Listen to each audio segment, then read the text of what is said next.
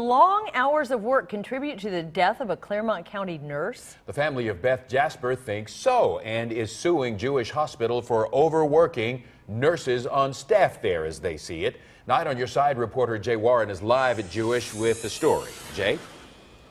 Well, this lawsuit claims that Beth Jasper, who fell asleep at the wheel, crashed and died just 2 miles from her house this past March, was worked to the point of exhaustion, and that low staffing levels here created the fatigue that caused that crash.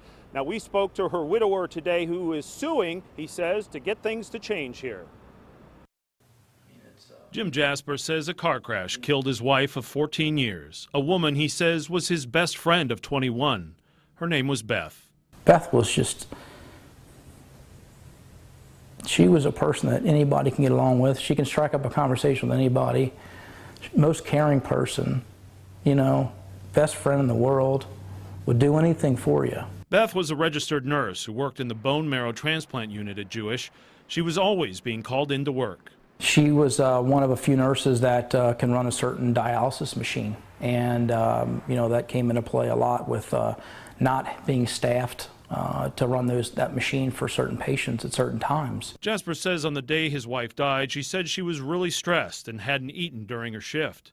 Part of the suit reads, as a result of the nurse shortage, hospital nurses were routinely and regularly unable to take lunch breaks or to end their shifts on time, causing many of the nurses, including Ms. Jasper, to work while exhausted and hungry. Maybe she should have taken a half-hour nap. What do you say to someone who suggests that?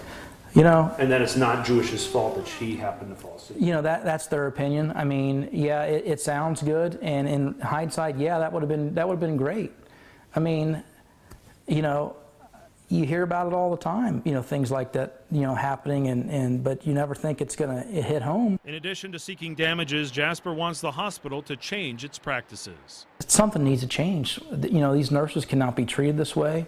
You know, the patient care, you know, is an issue, but they can't continue to work these nurses and expect them to pick up the slack because they don't want to staff the hospitals.